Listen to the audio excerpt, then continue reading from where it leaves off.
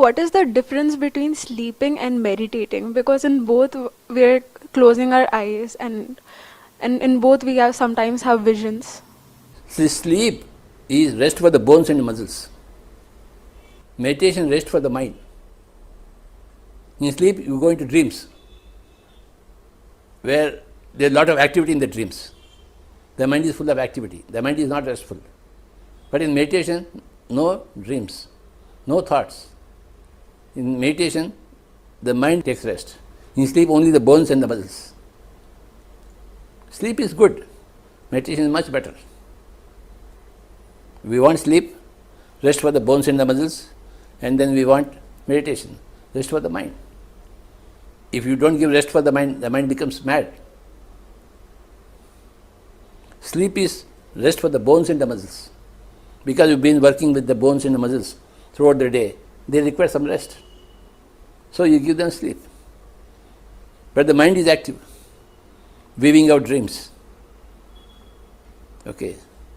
There are a lot of horrible dreams. Early morning you get up without any energy. Isn't it? Meditation gives rest to the mind. Sleep gives only rest to the body.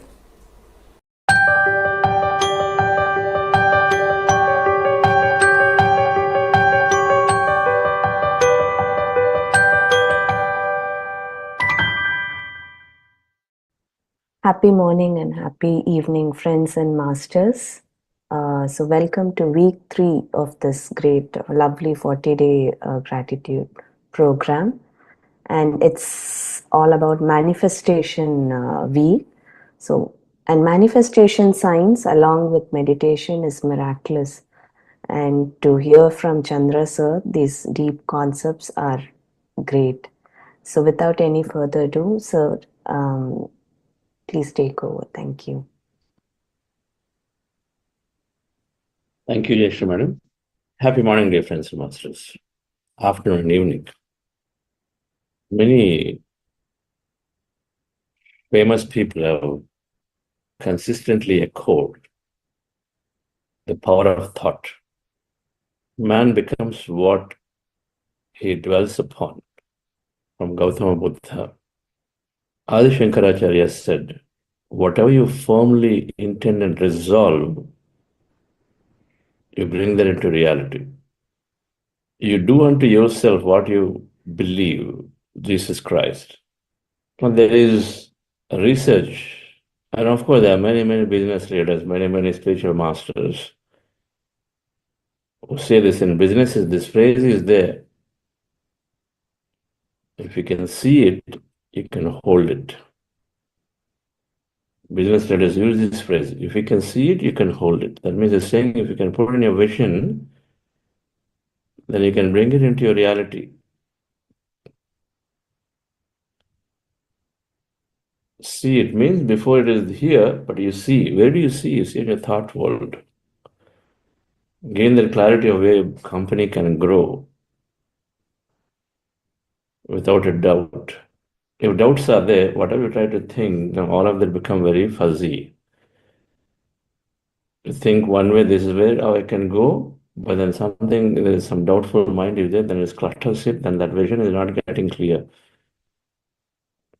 That means perhaps it's not the way you go, or you don't have adequate knowledge about it to become clear about it. So then you think some other direction, think some other direction, think some other direction, but somewhere you are ready to your feeling. But whatever that may be, if you can see it, if you can see it, you can hold it.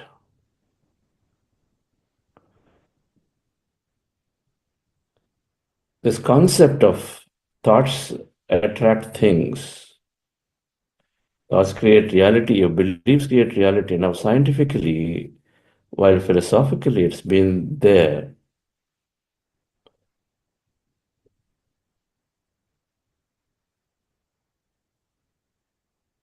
scientifically also, we can explain it. There are enough evidences through something called placebo research. Placebo research is saying that when you give fake things to people, fake solutions, making them believe that that's real solution, it works. Whether it's a tablet, a fake tablet. There's an environment where you fake it and make them appear as if it's real, then suddenly they become that environment, like an experiment from Harvard.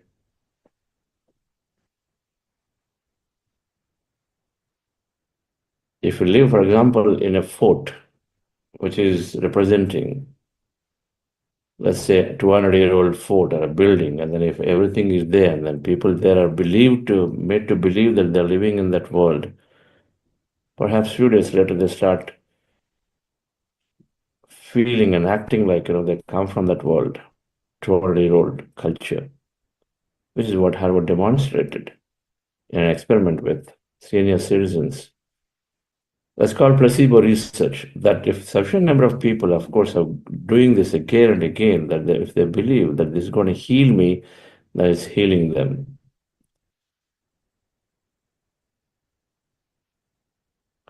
So the placebo research is there. And Dr. Joe Dispenza writes in his books, cites so many cases. In one case, that a person, if you think through your thought that, yes, I am building my biceps, they build biceps without actually doing physically, but simply through the thought. They believe that, yes, I'm building biceps and doing things of biceps just by doing that feeling and doing this, then it builds biceps without actually physically moving a single weight.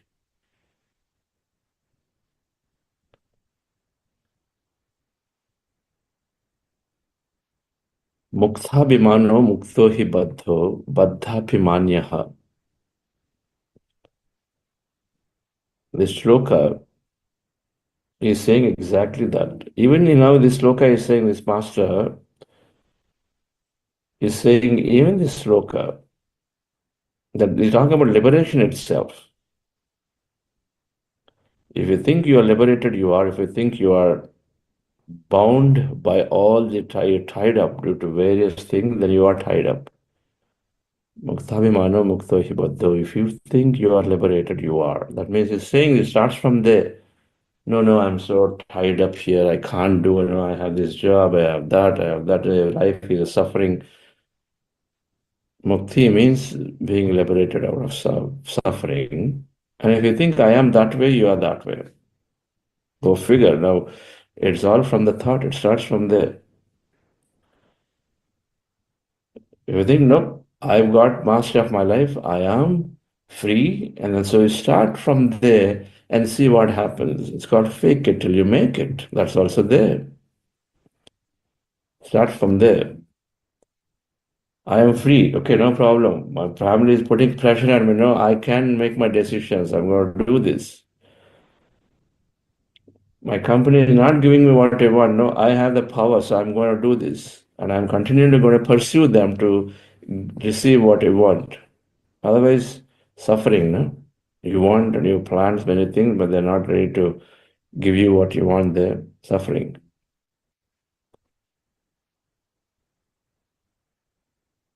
Now, quantum physics has an understanding of it. Now, through quantum physics also, now we can explain it. That observation manifests possibility, or there are any number of possibilities. If you're thinking a thought, how many ways one can think of a thought? How many ways you can have thoughts? How many thoughts you can have? Maybe that's the right question. How many thoughts each one can have? Can anybody answer that?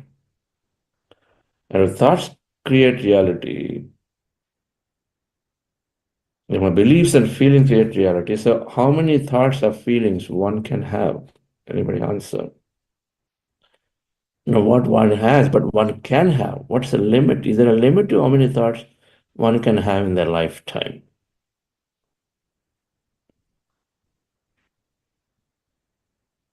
If there's no limit, and if thoughts create reality, then technically then it must lead towards creating unlimited reality, isn't it?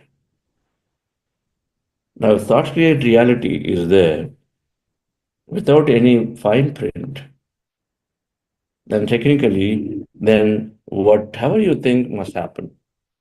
First of all, unlimited reality. Second, there isn't specifically this is possible or that's possible. That's what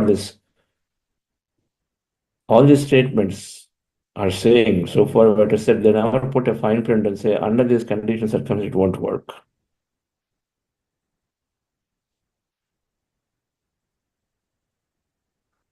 Quantum physics terms also know that when you understand some experimentation, when you understand through quantum physics science that what we are truly inside as an energy being is all emptiness and energy inside of us. And that energy becomes matter through observation.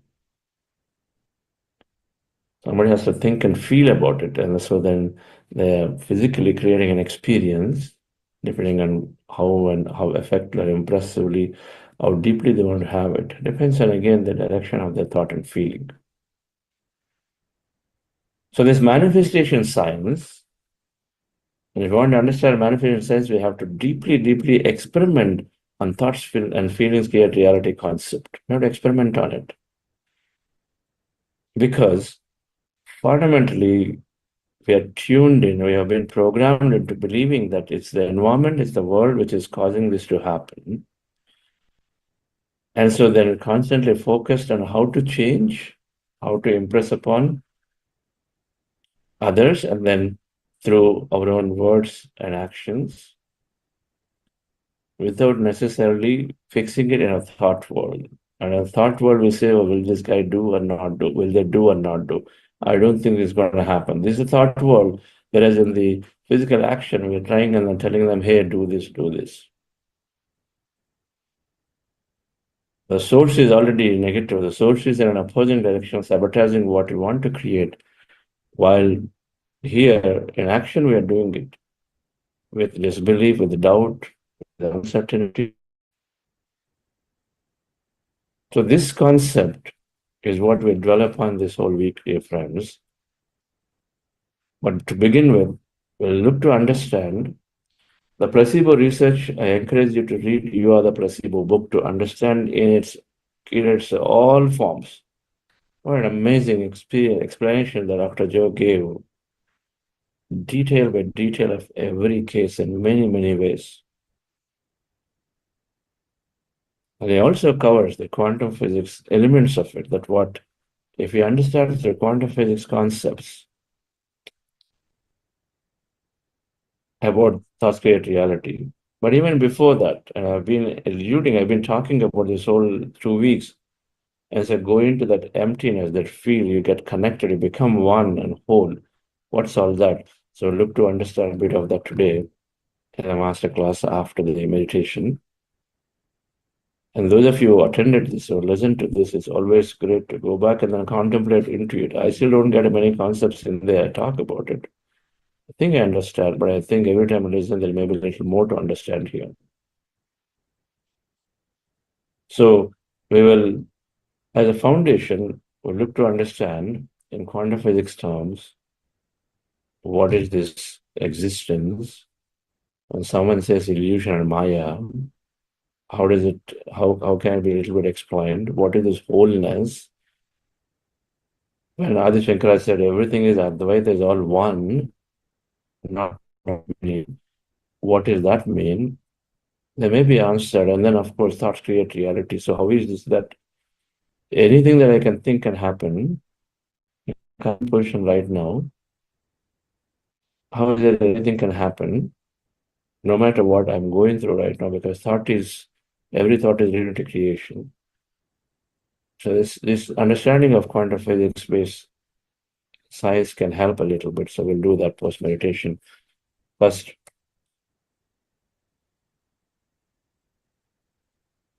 our practice of meditation, dear friends. We are practicing, and welcome to anyone who joined today, this program.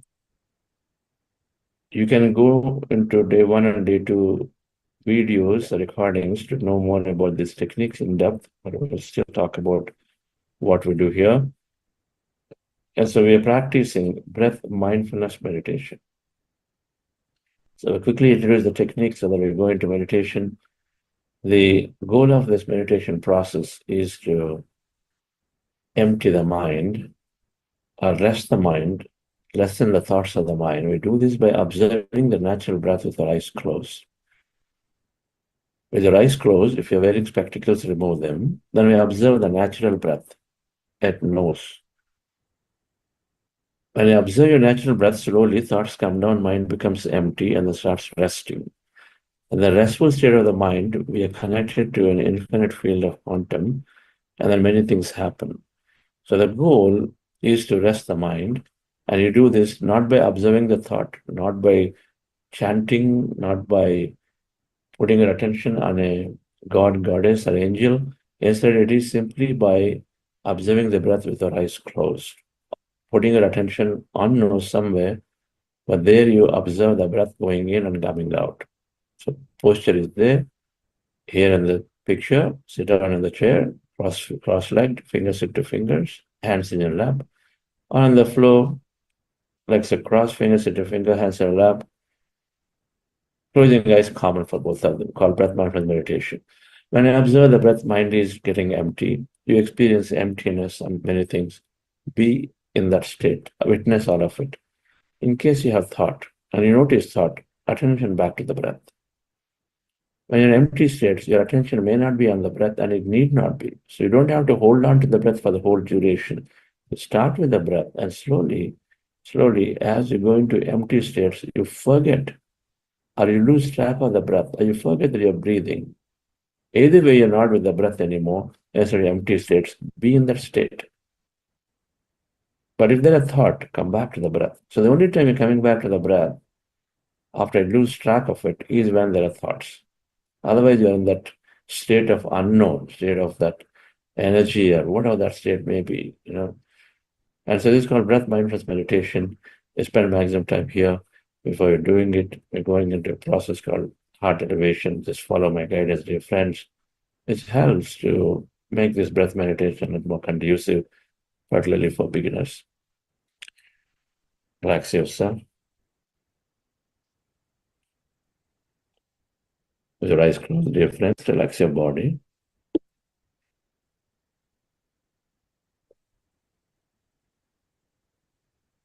Can your body from head to toe relax?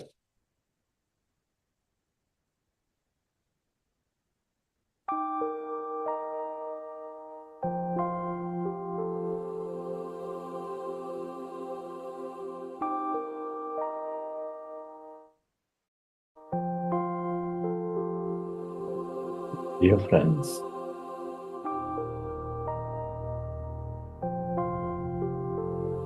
with your specs removed, eyes closed, your hands on your chest area, resting your attention on your sacred heart.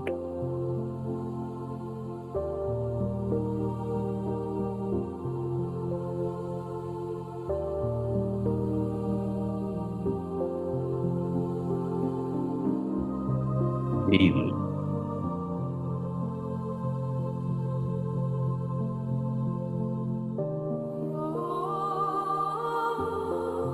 Your heart center with a slow, long, relaxing breath.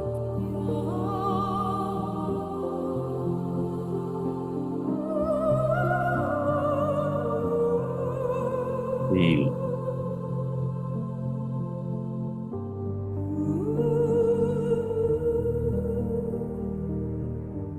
This seat of all emotions, nurturing all life.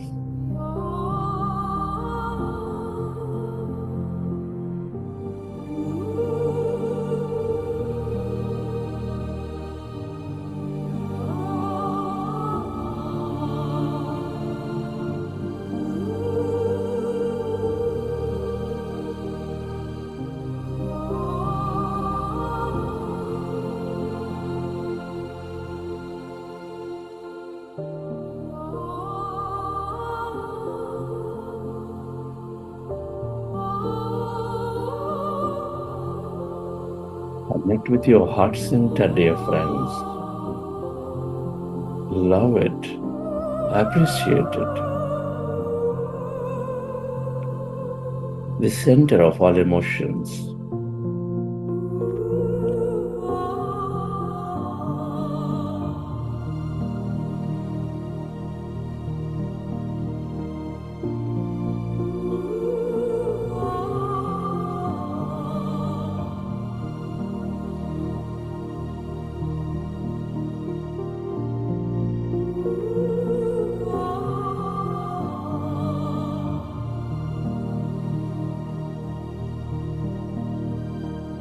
this heart center, this center of high vibrations of love, compassion, appreciation, gratitude,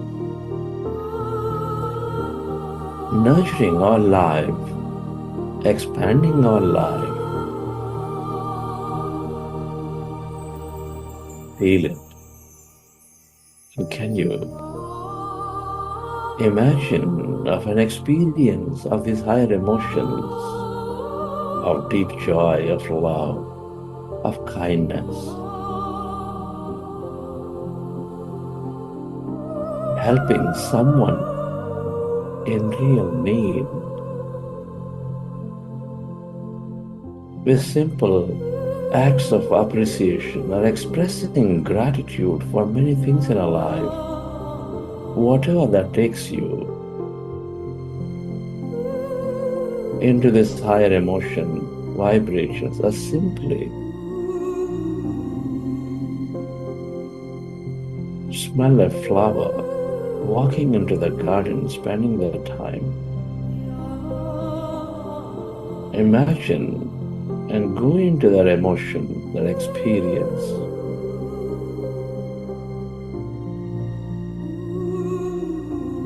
And feel that energy.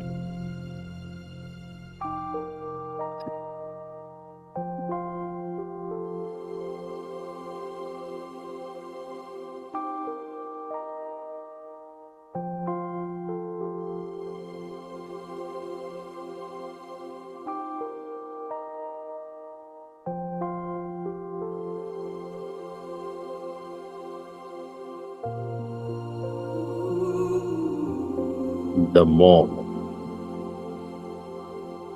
you experience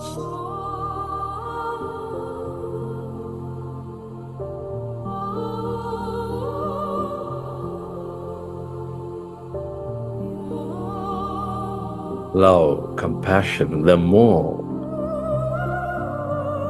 coherent you become with all things and everyone.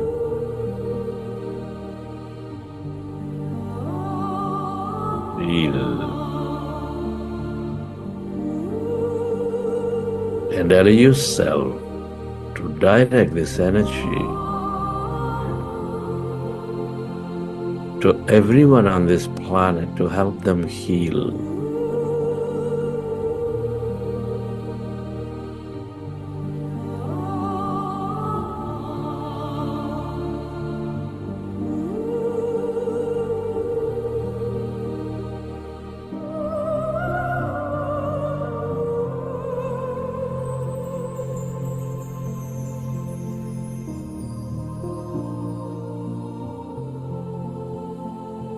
Where your attention goes, there your energy flows.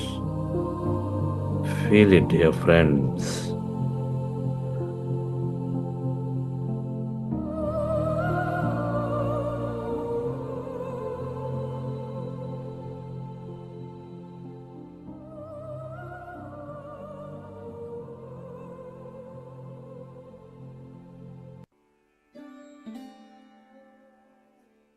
And slowly, let's go into breath mindfulness meditation.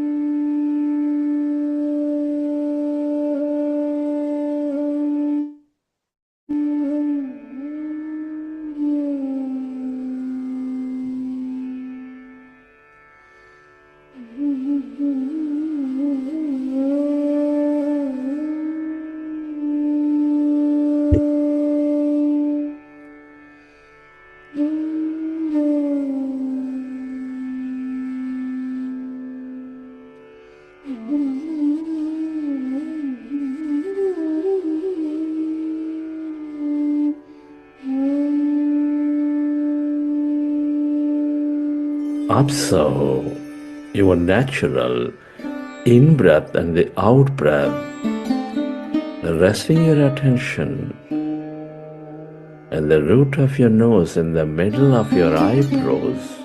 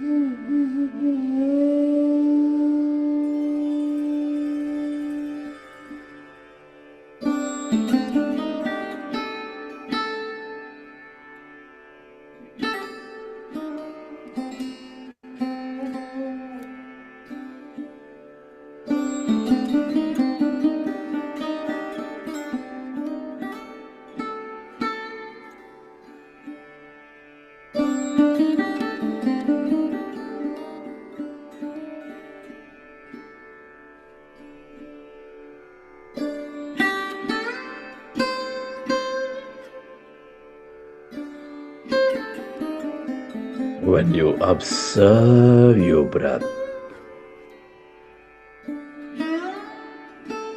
my mind is becoming less and less of thought.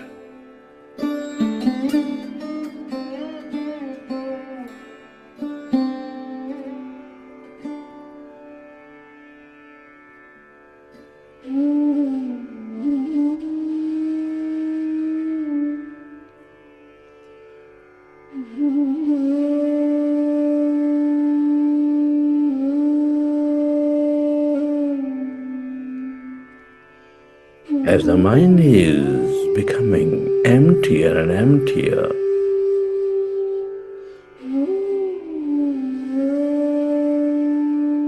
allow yourself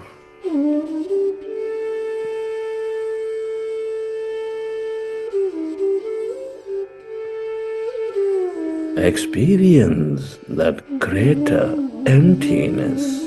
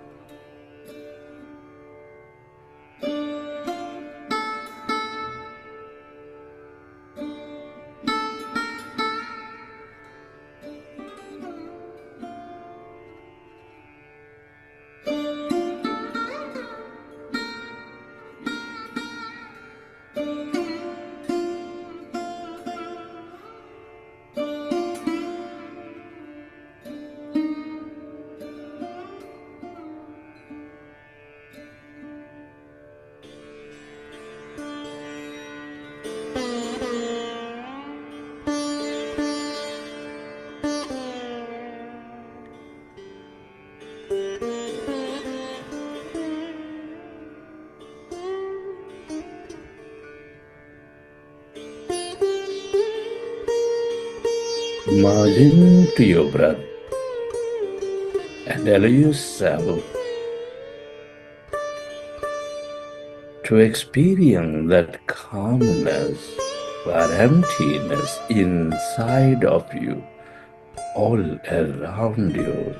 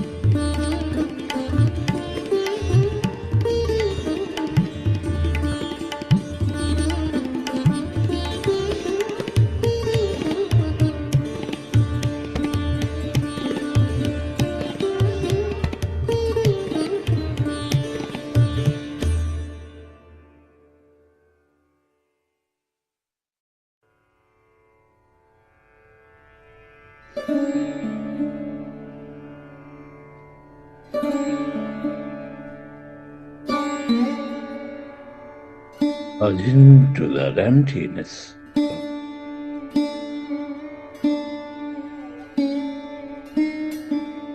Yourself.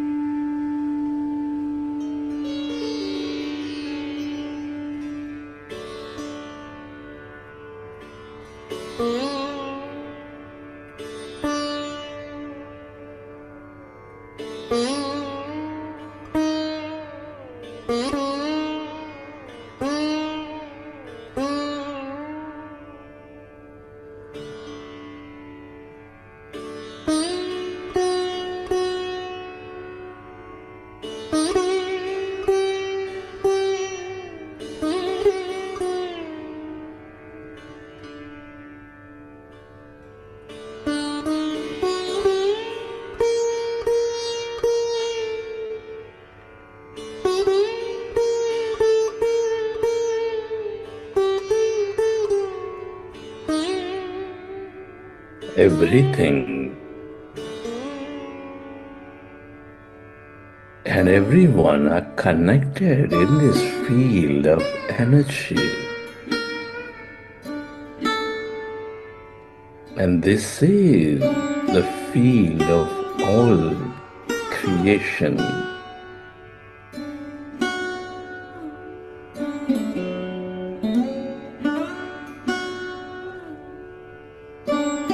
Your higher mind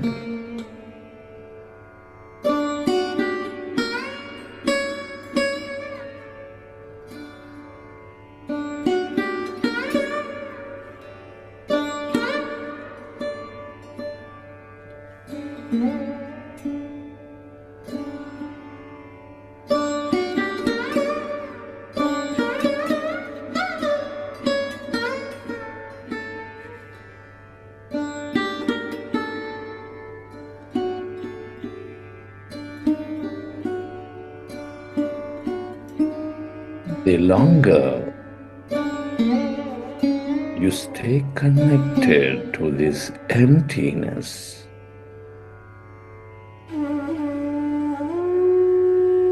this energy,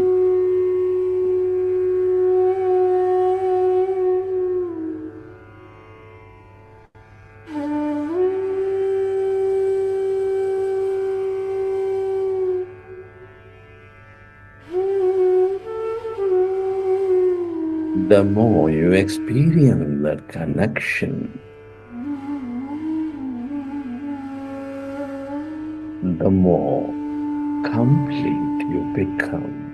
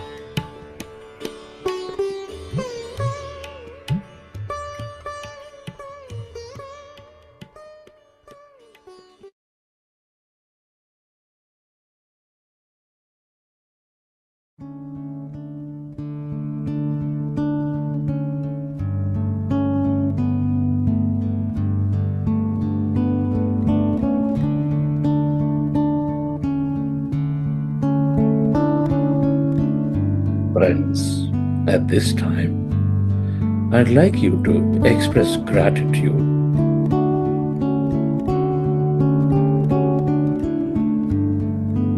gratitude to your parents, to your teachers, mentors, friends, family, everyone in your life.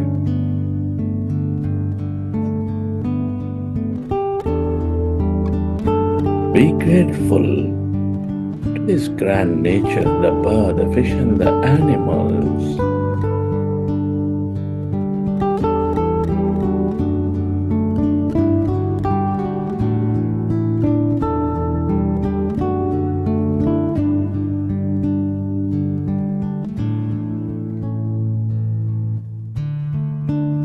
Gratitude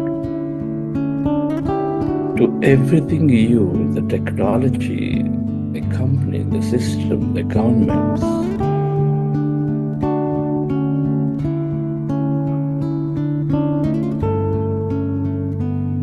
Gratitude to yourself and to this intelligent quantum field, the universe,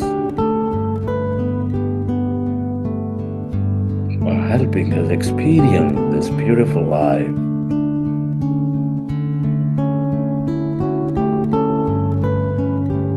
Gratitude is the ultimate state of receivership.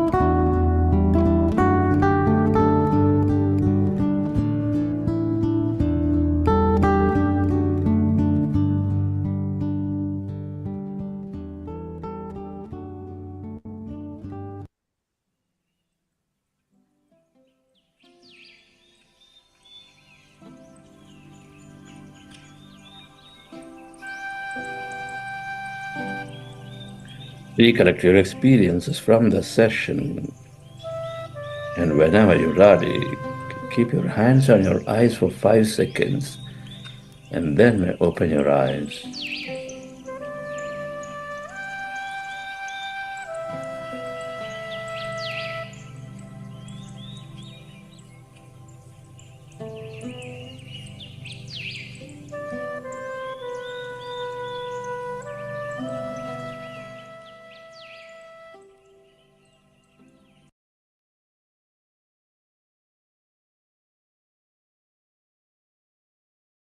Okay, dear friends.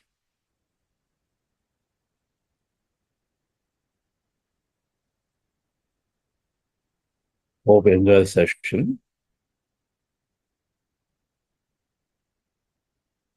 So let me put up a few charts around this concept of quantum field,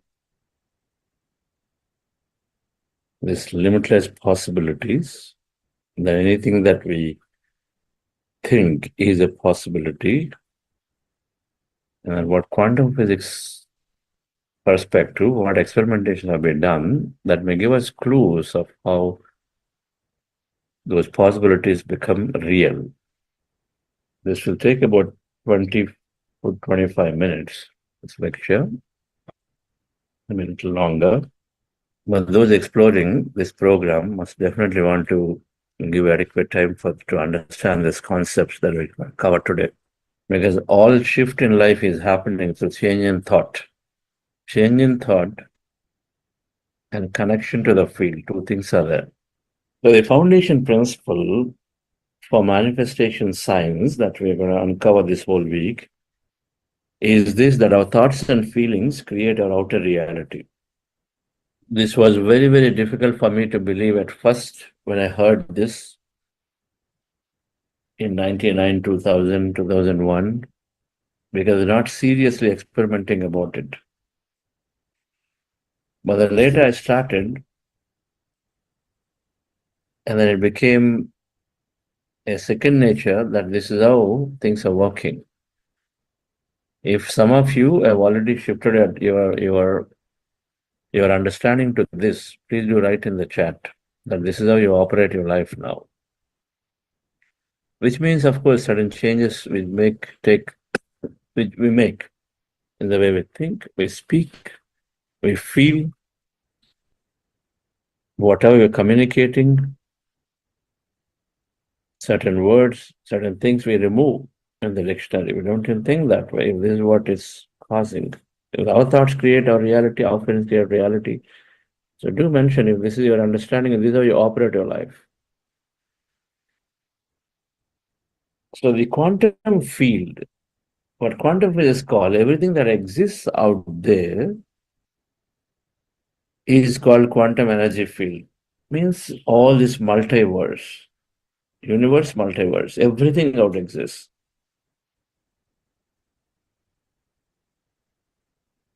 Earth planetary is a small part of this galaxy.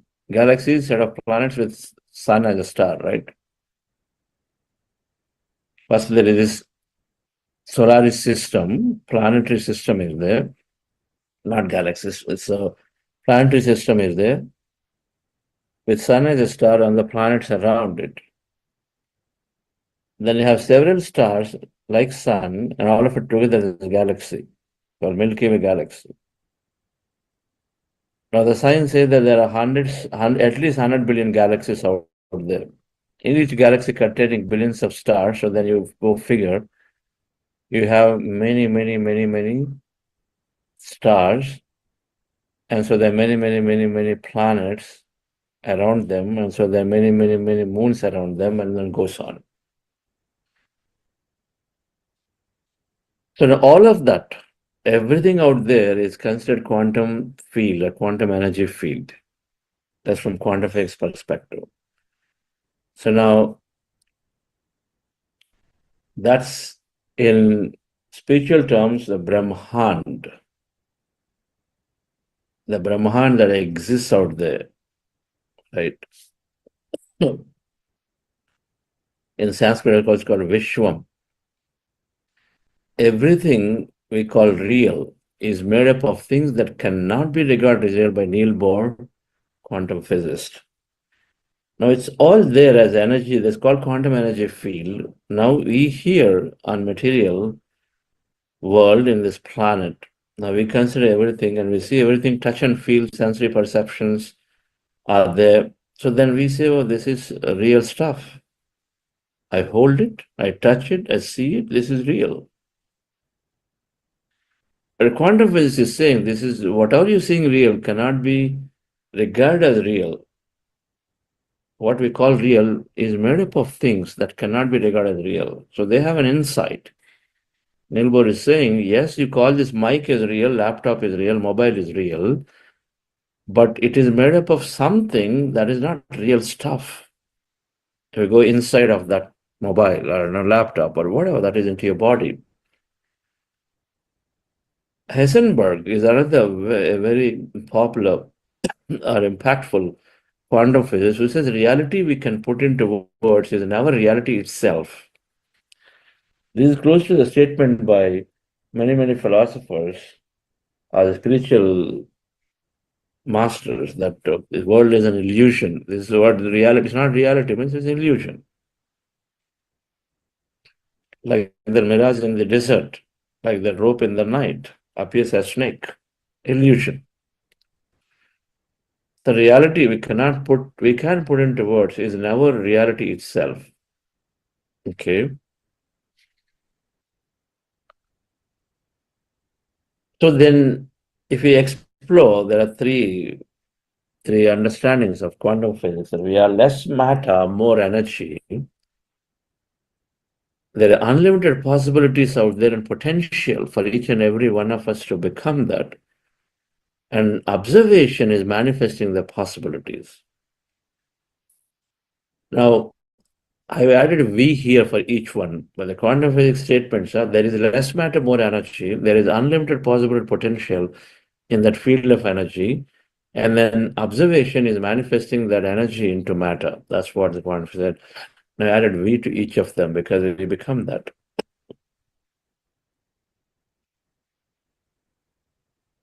Now, so these statements are corroborated through these principles, ultimately leading to a common understanding we can derive that our thoughts and feelings create a reality. If you understand the left side 3, then come to some level of understanding, not exactly there, but we do know that, okay, there is something going on here.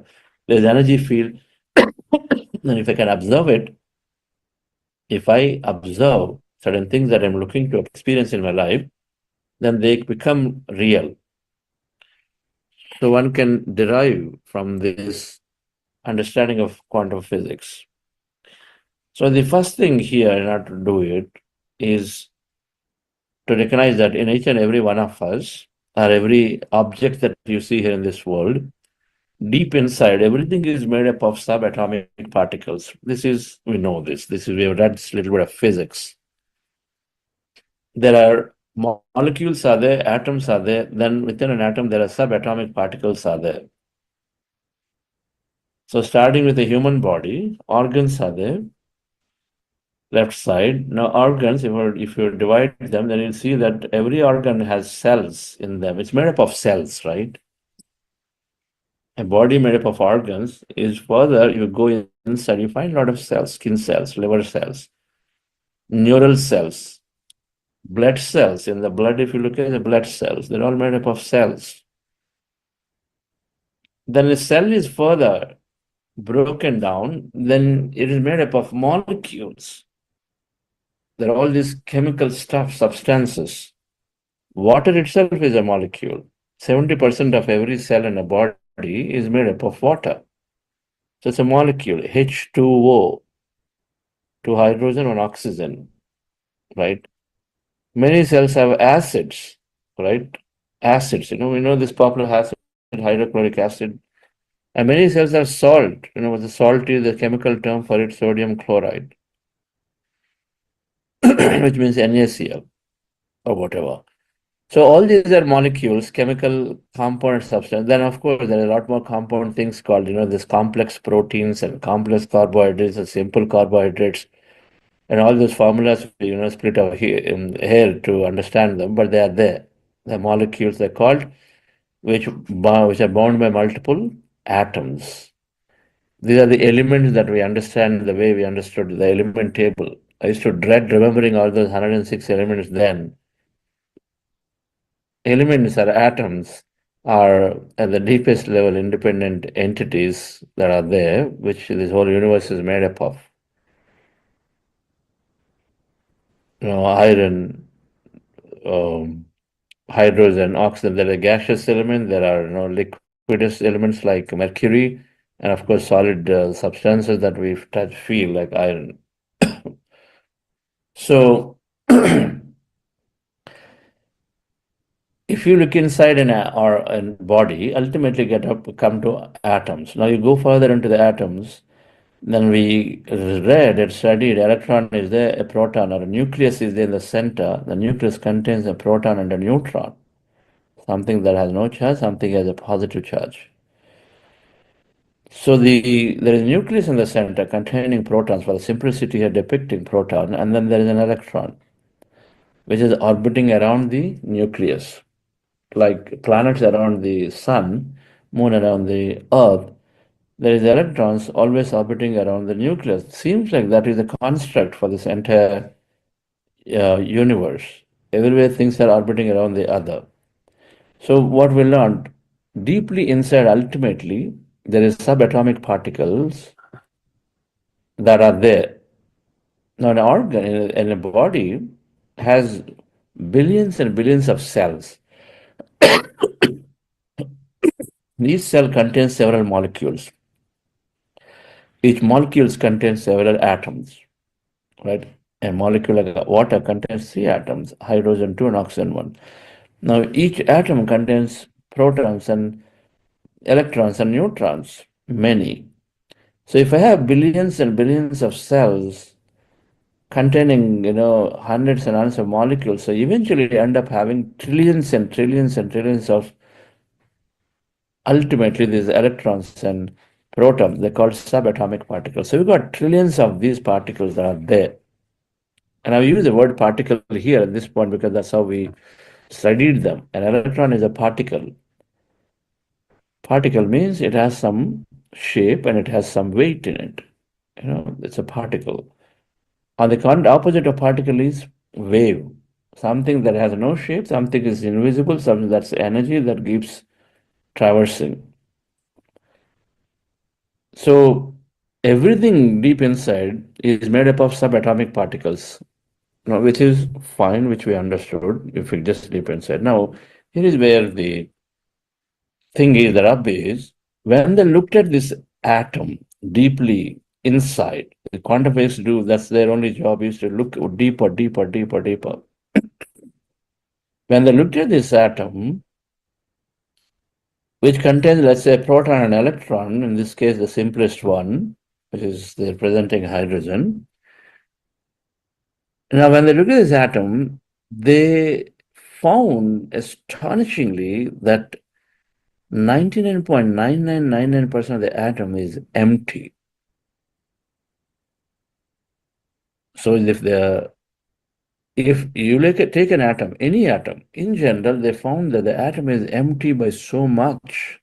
So the first thing that we understand from the previous slide is that an atom being empty, all of it empty, and a body is practically all of it is empty, everything is empty.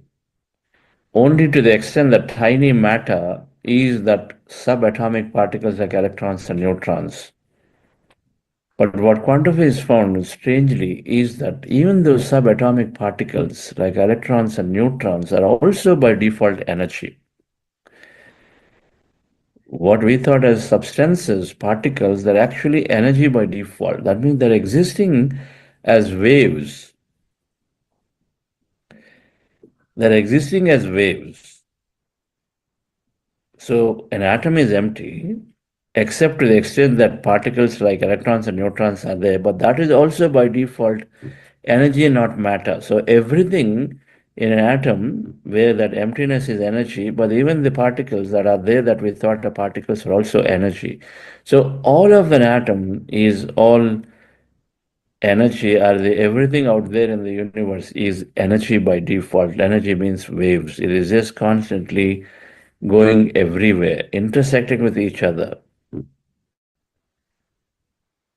So they discovered that these waves that are there are the atoms that are there as the subatomic particle like electrons are there as energy by default. But every now and then, when they're part of an element, and then you're experiencing element, and so they become matter to show up as physical nature. They become matter, and then they go back and become energy. They become matter, become energy. And so it's called a possibility. An electron, which is an energy by default, becomes matter in some cases, and then goes back into energy again, comes matter energy again. The possibility, then an electron is oscillating and oscillating, it's there vibrating as energy, and then becomes matter at some point when it's slowed down through thought. So it's called a possibility where it can show up anywhere. As for example, if you take water, now water when it is heated, when it's increased energy, then it becomes vapor. Now the vapor in the room, water is there, let's say on the table, or on the stove, we put water. It is there. You can see it right there only at the stove in a room. Now when you heat it up, the vapor, it becomes vapor. Now is it right there at the stove? Not. It is just there spread out everywhere in the room. That vapor is spread out everywhere in the room. So that means now when this vapor gets condensed, it can come down as water droplets, not just at the stove area, but everywhere in the room or anywhere in the room, isn't it? So the vapor gets condensed, it becomes water droplets, but not necessarily the stove, anywhere in the room. So that's called the electron having a possibility of becoming matter, but anywhere, it need not be right there.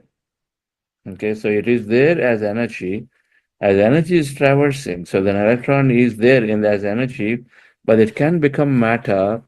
And then how it become matter, we'll see this here in a small experiment. But it can become matter, it's called a possibility. And the possibility can show up anywhere. It need not be the same place, it can show up anywhere. That's called miracle. A person sitting here suddenly shows up elsewhere in another place. A person is there, and the yogis have done these miracles, and you are there, and then you disappear here, show up somewhere else. You become energy, show up somewhere else as matter again. Think of that as a gross analogy. So then everything as energy is one, not separate, but it's all interconnected. So in an energy field, when in a body, if you are all energy, now energy is waves. And so the waves are going, traversing in all directions. And so you are energy, I am energy, this laptop is energy, it's all by default energy. Now energy, like light bulbs of many, all becoming one light, is so then here as energy spreads out and they all become one energy, one field, not separate. Right? If a lake or a pond, if you throw 10 people throw 10 stones, there will be 10 waves, ripples are there, ripples of waves. Now those 10 ripples go spread out in all directions, isn't it? They spread out in all directions. All 10 of them eventually merge with each other, connect with each other, intersect. And then they'll form one single big wave or 10 waves. They'll all become one single big wave. And can you separate those waves? Once there are 10 ripples are there, 10 of them, they all become one. Is it possible to separate them? Impossible. Same way, we and each and every one of us are energy by default, according to quantum physics. And they are, by default, by definition, energy becomes interconnected, and so they're not separate.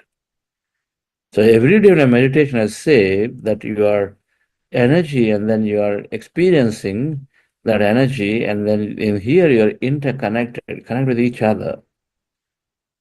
That's what the meaning is, that as energy we're one, as connected, as matter we're separate, individual. So this gives rise to many possibilities to become matter. So as energy we are there, and there's infinite number of particles which are otherwise are by default energy, these electrons, neutrons, protons.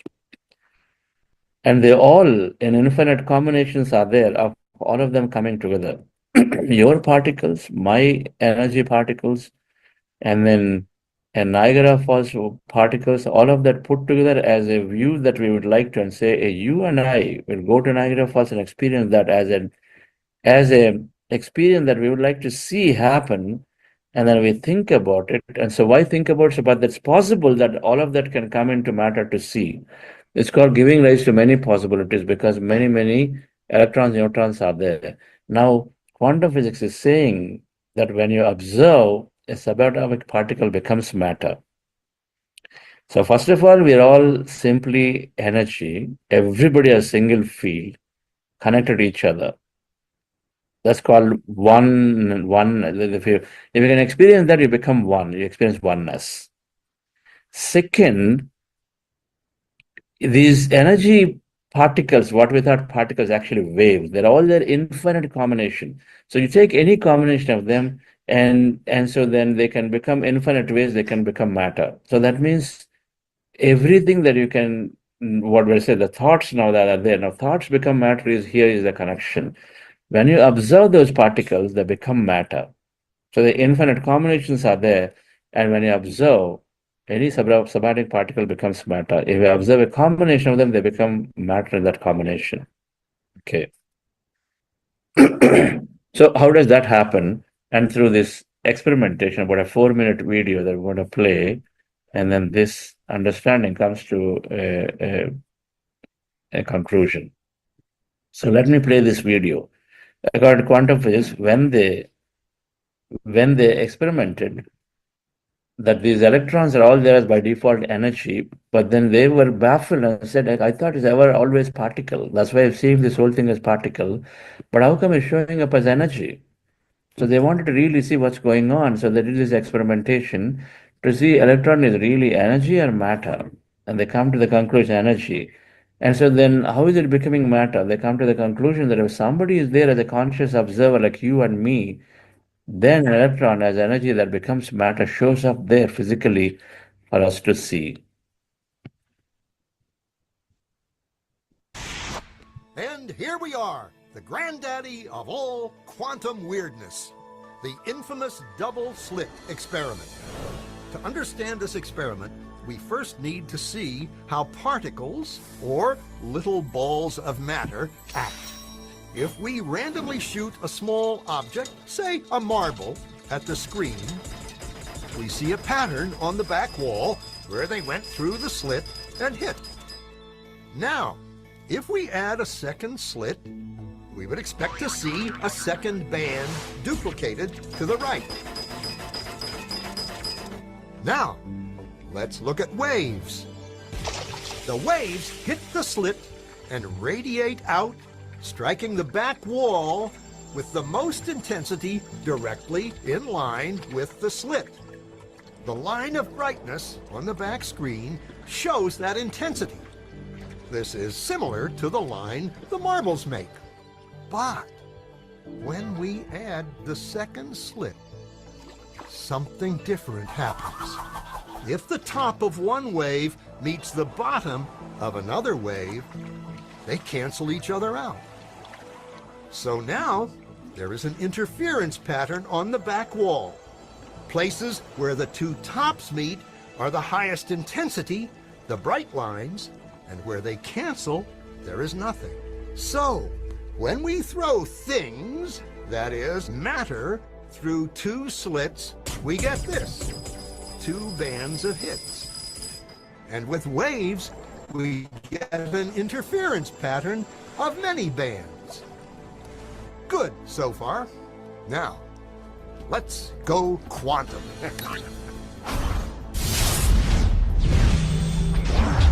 An electron is a tiny, tiny bit of matter, like a tiny marble. Let's fire a stream through one slit. It behaves just like the marble, a single band.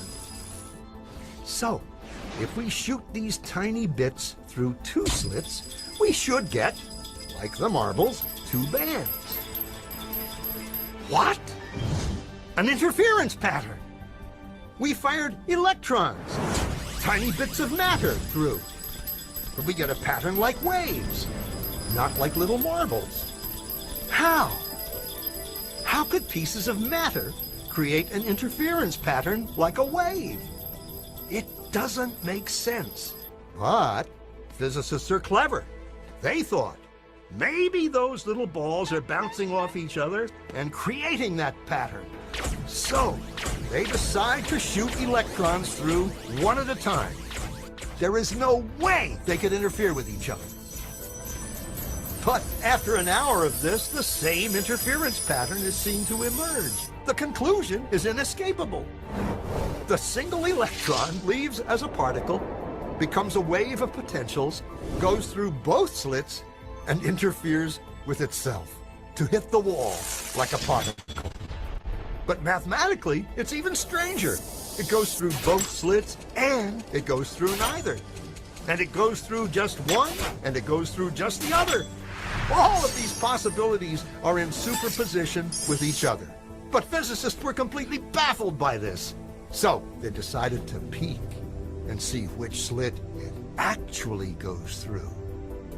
They put a measuring device by one slit to see which one it went through and let it fly.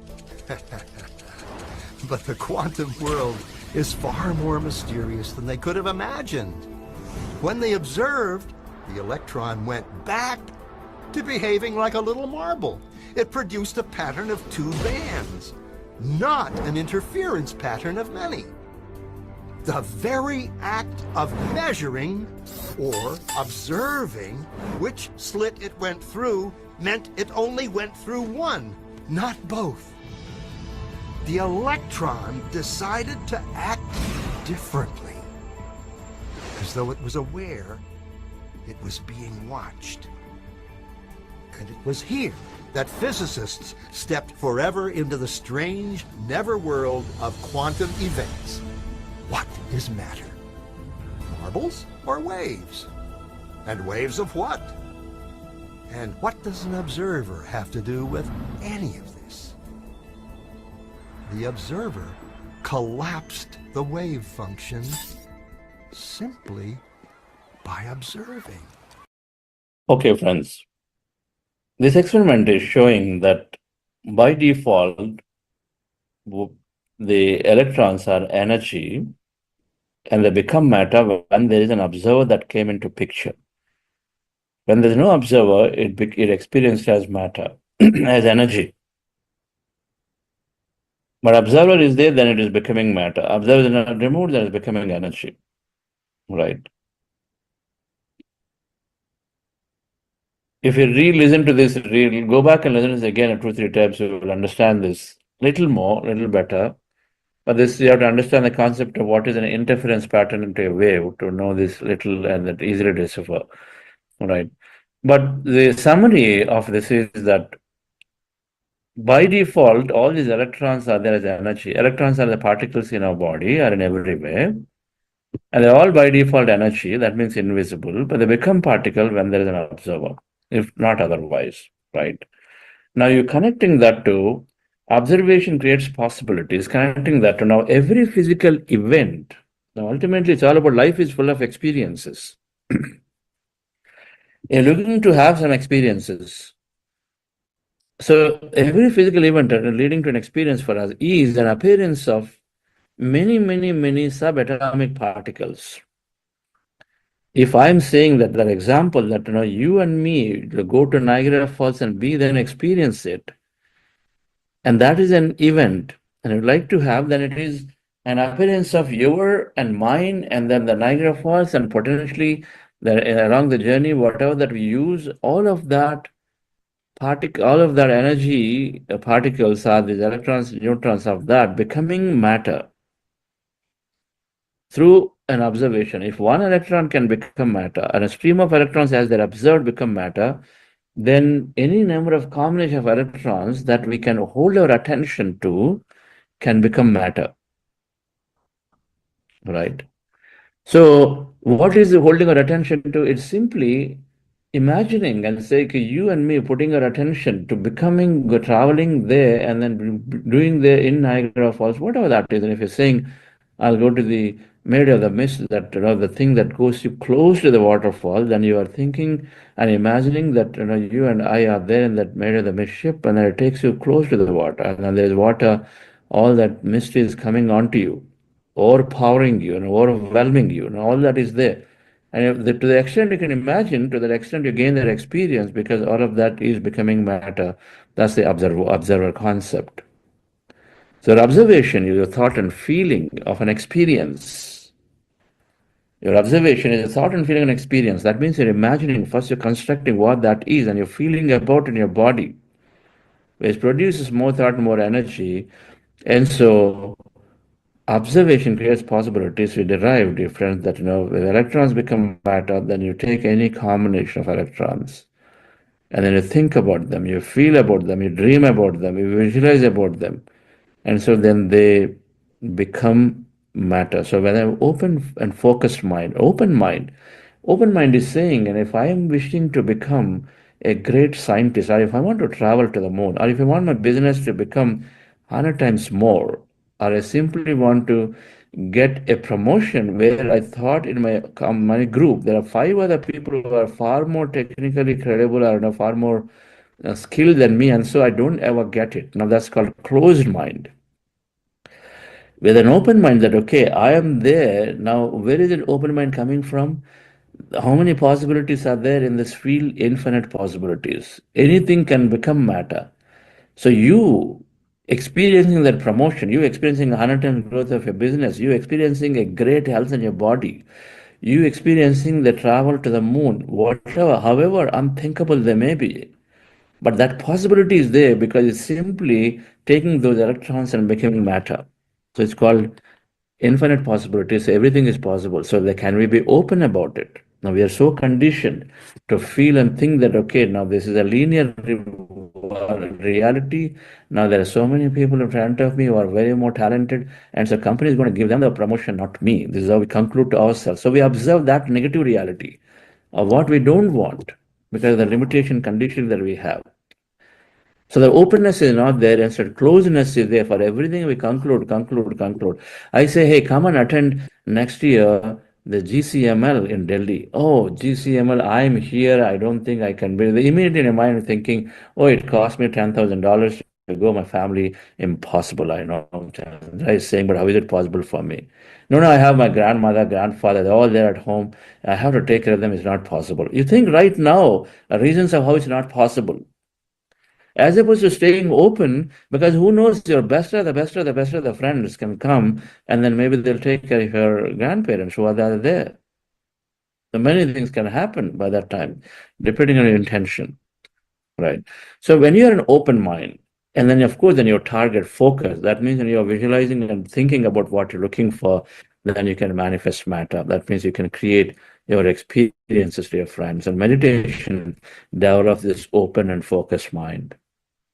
This understanding that there are infinite possibilities, the understanding that is experiment through experimentation, when you start experiencing some miracles.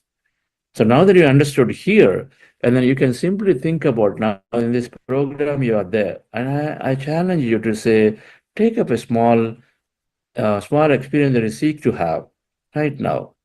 Right now, you seek to have, let's say, hey, I would like to see a live elephant. Maybe. I don't know. Just say that, right? Anything. Doesn't matter. Take something that you feel like you can conquer. Now you say, okay, I'm going to become president of America right now. Sure, no doubt, you're going to become president of America if you want to really start focusing on it. Take something that is, you feel like you can conquer it. Richard Bach said, I want to see a bird feather. Is it really? Is it going to show up? I want to see a bird feather. And he thought about it. He sat for lunch or dinner. And then as going through the dinner, by the time halfway through, he saw a bird feather floating by outside the window. Take something and see what happens, and then think about it, feel about it, and see what happens in the next couple of days or 3 days. If you actually see that elephant, or you actually see something that you wanted, a call from your friend that you always kept him or her aside for a long time. Okay, whatever that is, see it. Or a positive appreciation from your manager, is it going to show up to you? Just think about it and imagine that if a manager is giving you appreciation, see what happens. Why not? It's fun, right? So, dear friends,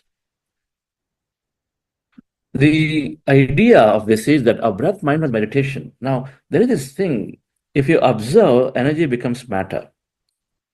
Right? If you don't observe, energy disappears, the matter disappears.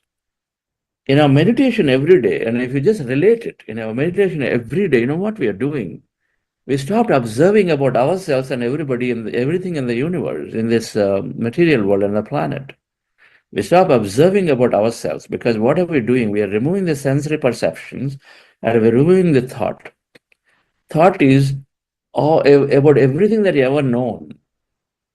Even in galaxies, solar system, that, everything we've known. And thoughts are removed, means all of that we know are removed. Even if the past is removed, your thoughts are removed, your past is gone, your time is gone, your space is gone, because senses are removed. So you stopped observing about yourself and everything that is there around you, and that's why you move and then you disappear into energy. Are you with me on this? When you remove your observation of material self through, which is nothing but time and space, and that is indirectly through drawing senses out, withdrawing sensory perceptions, and then removing thought. And so these two are gone, time and space is gone. So then you are forgetting about, then you are withdrawing attention of the matter. So you go back to energy. You merge with it. So that's why people don't find themselves in deep meditation. They say, I don't know where my body existed. My fingers didn't exist. I feel this energy everywhere, because we remove attention off the matter. So becoming energy. You're becoming that field of energy. Now, energy, as we just gone through, it's all one. There's only one single field. There are no many fields. Everything is connected. So you become that whole. That whole is Brahman. That's what everything that exists is Brahman in spiritual science. So then you are suddenly that Brahman is called Parabrahma. Contains many Paramatmas, Jesus Christ, and Gautama Buddha, Vigneshwara, Lord Shiva, many Paramatmas. Then from there come then Atma, that you and me, and then many people who are into Buddha's consciousness is, the suffering through understanding is removed. Jesus Christ consciousness, love. So those who are there of that nature of love, of Jesus Christ consciousness, from that comes many, many Atmas like us, there are many of us. And so all of that is all one. That Adi Shankaracharya said as one, there are no dual fields, only one field. So that whole field is that, and that many, many of the subfields are there as connected to each other. Right? And electricity, there is a main station, substations, grids, everything is all connected as one only. That single field of energy is going and connected. It's just that they're stored elsewhere, different places. Right? So, dear friends, So the concept, the understanding that when you meditate and every thought is a person, about a person, place, or a thing in a given time frame, and you train ourselves to observe the breath, your eyes closed slowly, mind becomes empty of thought, and then you're withdrawing senses, so you lose sense of matter. Then you start experiencing what is innately inside the energy, the quantum field of energy that we just talked about. That's what we experience, we become of it. The more you are with this field, the more you experience that field. So the more familiar become of the field. So then the more you gain the properties of the field, which is you become more open. You become more unlimited. You become more connected. All right. The more you go into a park near a home, the more you understand everything in the park, the more you experience the park, isn't it? Initially, one time you go, you only notice a few things. You go a second time, and a third time, and a fourth time, you notice more and more things. And then the more flowers you see, the more smell, all of that is there, the more you appreciate nature, the more you become a nature lover, so eventually become nature. Nature and you are one. You just become so one with it. So that's the concept. When you go into this quantum field of infinity, everything that is, which is called consciousness, God stuff, then you become that as you experience it again and again and again. It's a process. You become that. Right. That's why a man becomes divine when you meditate. A right meditation, when you lose yourself, that is the key. Don't hold on to your form in meditation and say, this is my meditation. You're holding on to your form of a master, then you're never there, you're never losing yourself to become the whole. So they're not right meditations at all. They are just processes that get you there. But the right meditation will lose yourself completely with an intention to experience the whole. So then, dear friends, then you become the whole. So the point then is that our thoughts and feelings create a reality. First of all, we're observing the whole. You become the whole. That's a different concept. But then in this lecture, we also understood that energy becomes matter through our observation, which is thought and feeling. Right, friends? So thank you very much for understanding where we started to be here.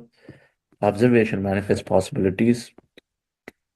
So you experiment, make it a strong way of life. And so then everything comes. So there's a foundation. We're going to dwell upon this into these 5 sutras tomorrow onwards and then explain some of them in this week. Thank you very much. Ajay, madam, any announcements? Yes, sir. Friends, it's Monday, so it's time for book club. So we have 2 batches, morning 8:15 to 9:15 a.m. and evening 8 p.m. to 9 p.m. IST. These are the IST timings. And the book is Conversations with God. An amazing book. And I'll be posting the details in the chat. Yes. So please don't miss out the sessions. That's it, sir. Thank you. Okay. Thank you, ladies and gentlemen. Thank you all, dear friends. See you tomorrow. Thank you. It's the gift to realize that All everything is a that gift. I am, all that I see, all that I've been, and all that I'll ever be is a blessing. It's so amazing, and I'm grateful for it all, for it all.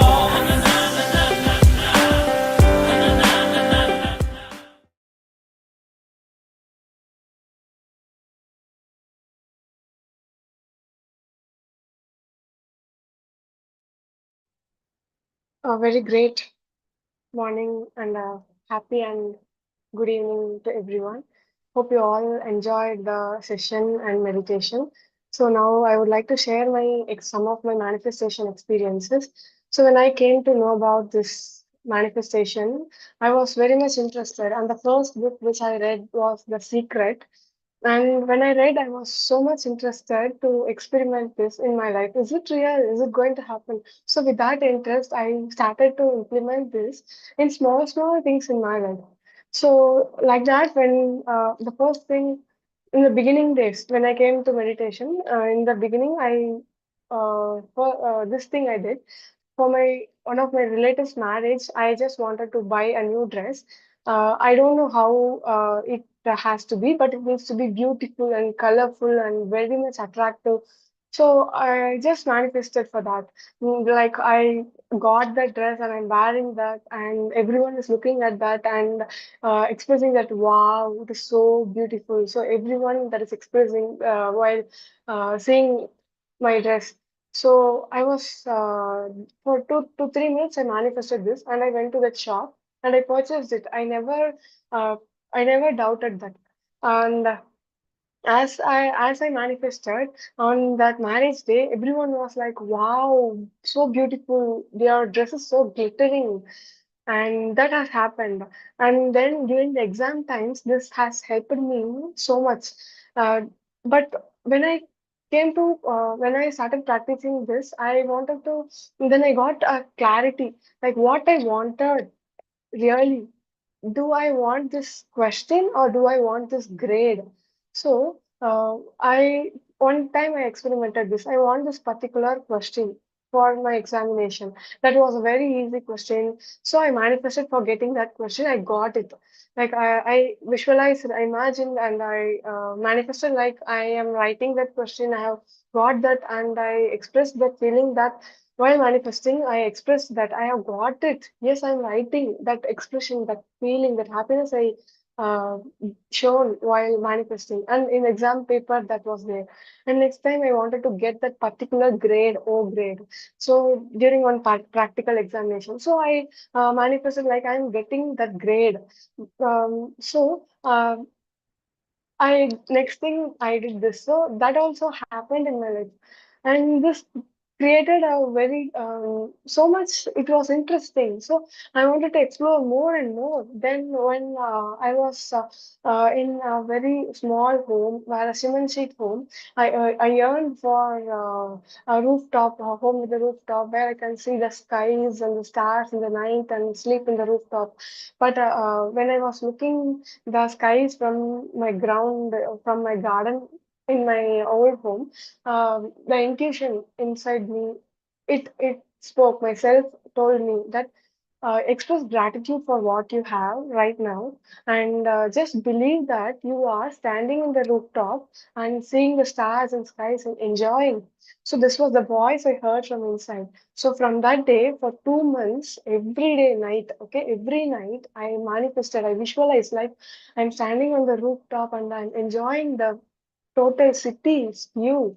And I expressed that feeling for 5 to 10 minutes every day I did. And after 2 months, we planned for the construction of the home. And after 1.5 years, we shifted to our new home. And now I am sitting in my new home and I'm connecting all this. How did I visualize? For this only, I visualized that home. I wanted to spread this meditation. I wanted to do this volunteer work. And to volunteer also, I manifested to become a team facilitator in the 21 days program. And this is another thing. Then one important thing, everyone wants a job. So when I came to know that I'm going to work in this particular company in one meditation, I vision I got it.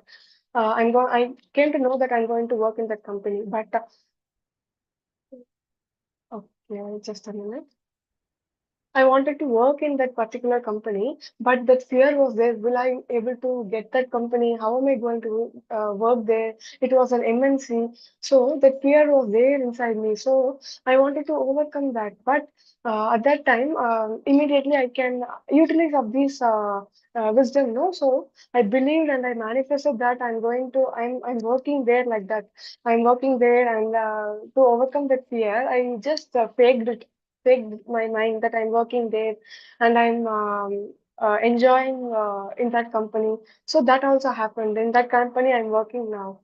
So these are some of my manifestation experiences. Many are there, and now over I'm asking Ratnavesh sir to take over this session.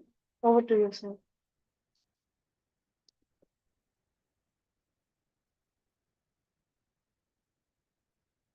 Sir, you are on mute.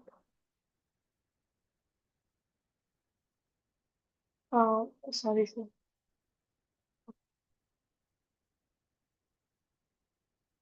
All right.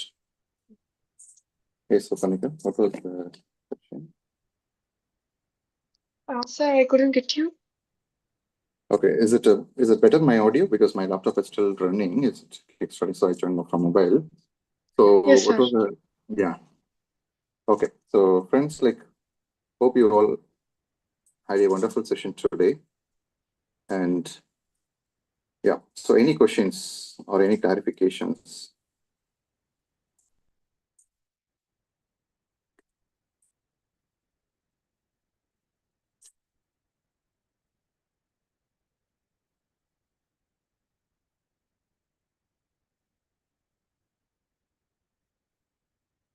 Was there any questions in the chat or I?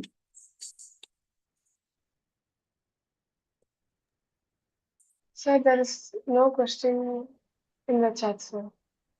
Okay. In Q&A now we have one and a hand raised. All right. Okay. So any questions related to like manifestation or anything that on related to the goals or anything related to the goal settings?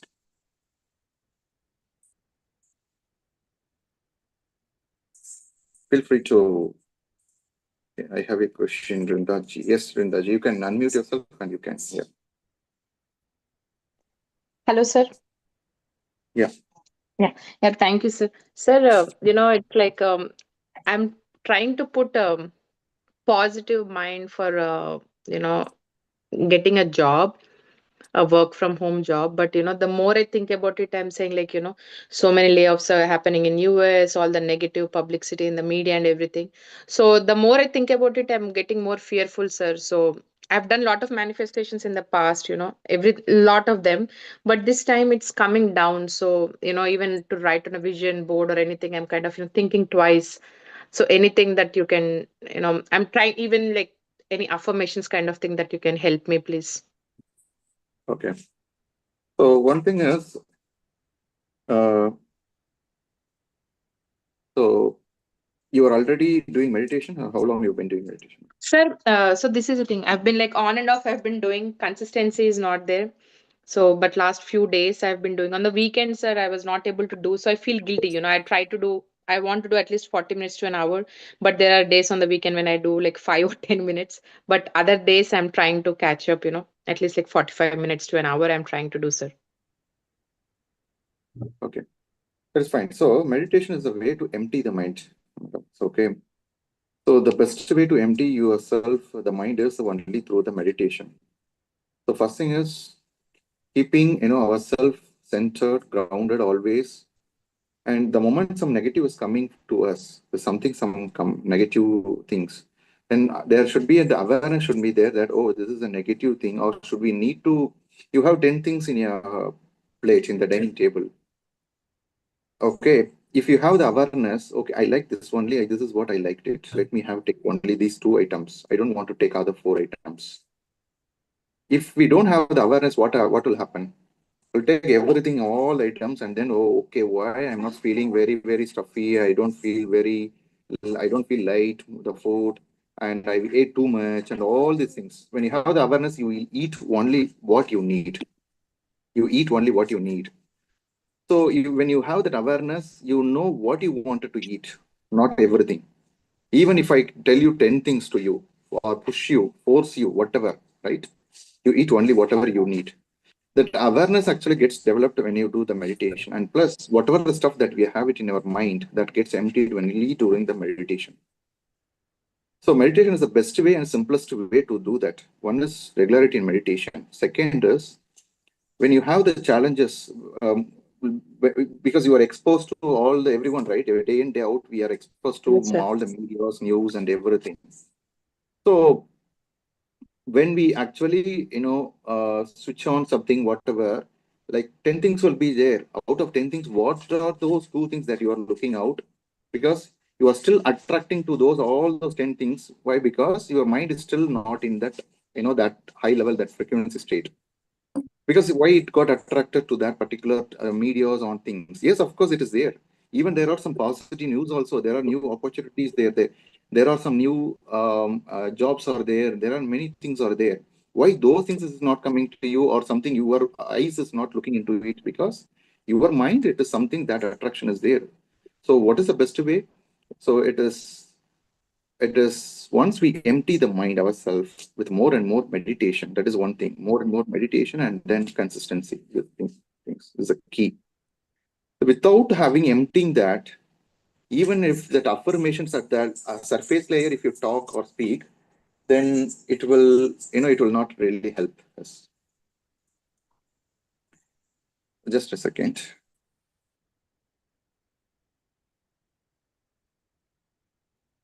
Sorry. So one is actually doing the, the more meditation, and that is one thing. Second thing is, Sunny, wow. okay, the second thing is, you have to be constantly,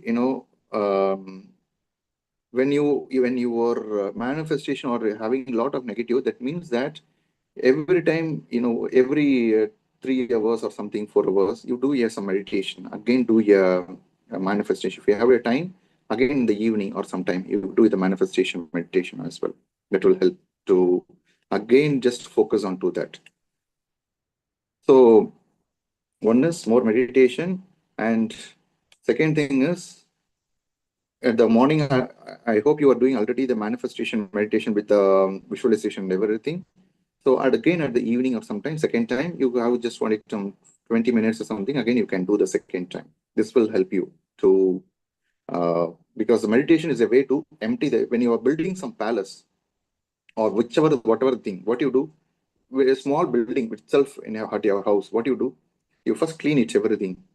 You clean it, everything. And then you are putting the foundation, stones and all these things, and then walls and everything, you start constructing it. The same thing.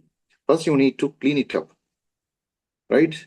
If there is some past debris in that place, whatever the past debris is present in that, or something you are throwing already, consciously, unconsciously, and then when you are trying to build, do you think that when that particular place will look good?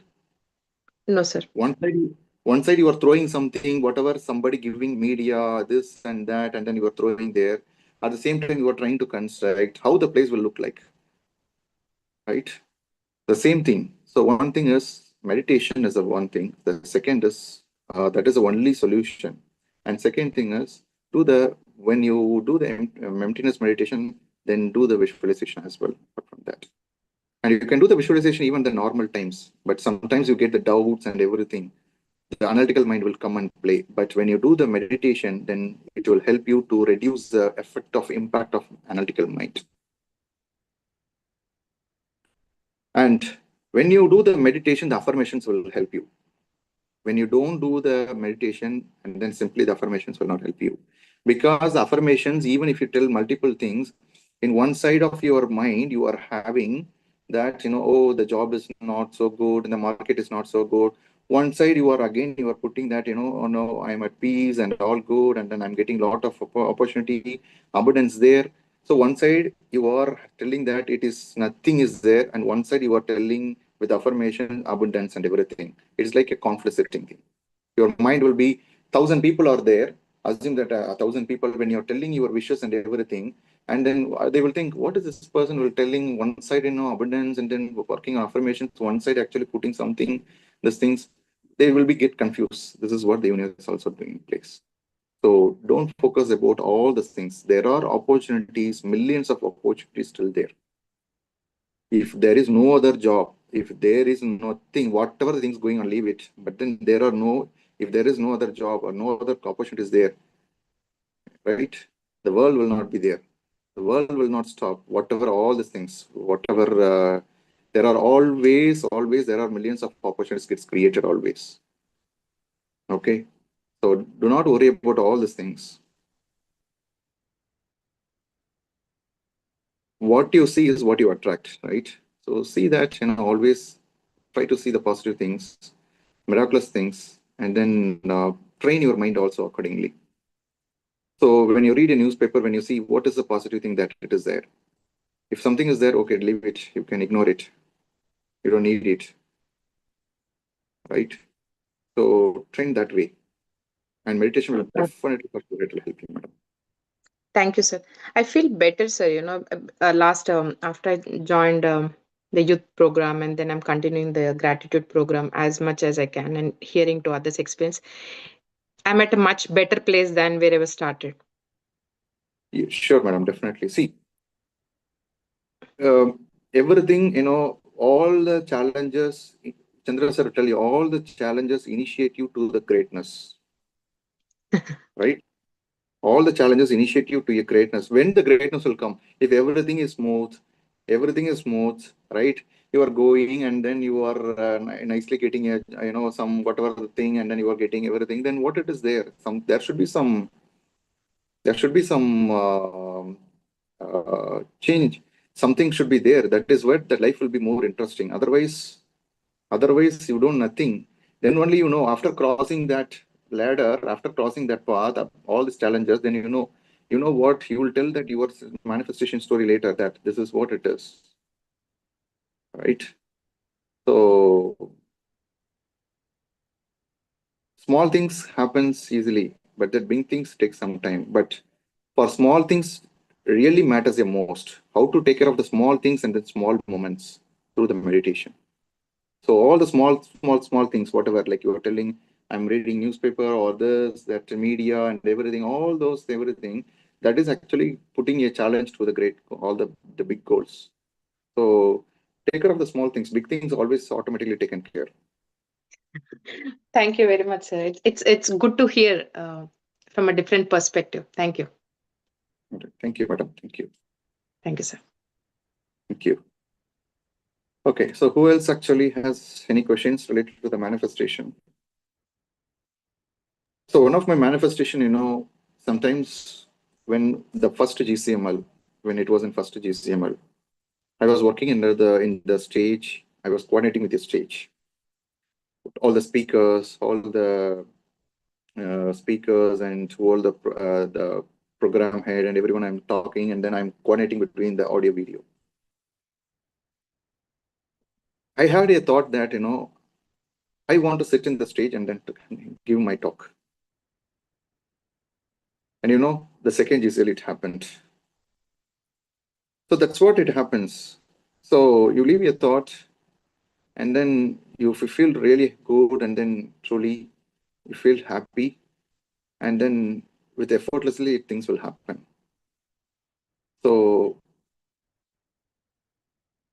things will definitely happen. For that, we have to be very much open. You don't know how that opportunity will come.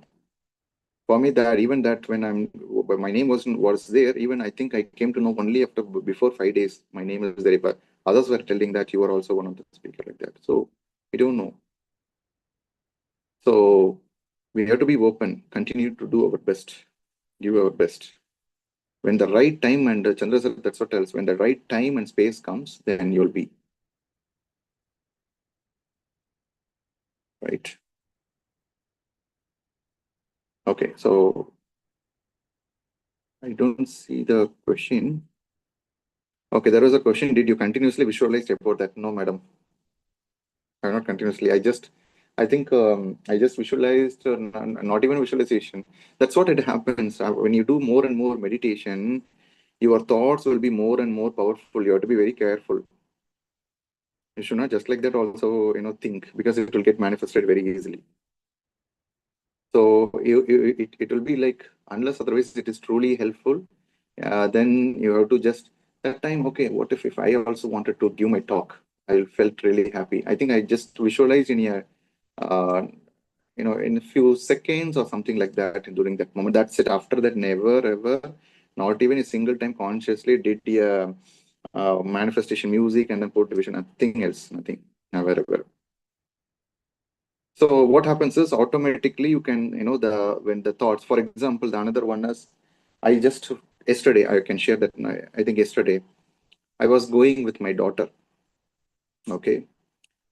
I was going with your daughter, and then with the daughter, I was just, I just stopped by the fire station because she saw the fire station in the book. Then I just see, this is a fire station. She wanted to go. Then she just watched around all the place. Then I just thought that time, What if some person comes and then explains all the fire engine functionality? You know, this is that's a desire. I just got that point in time. What if some person, then everything I went and then all good, and then suddenly my daughter she's 3-year-old, okay, 3-year-old. She went into the one of the person sitting in the office.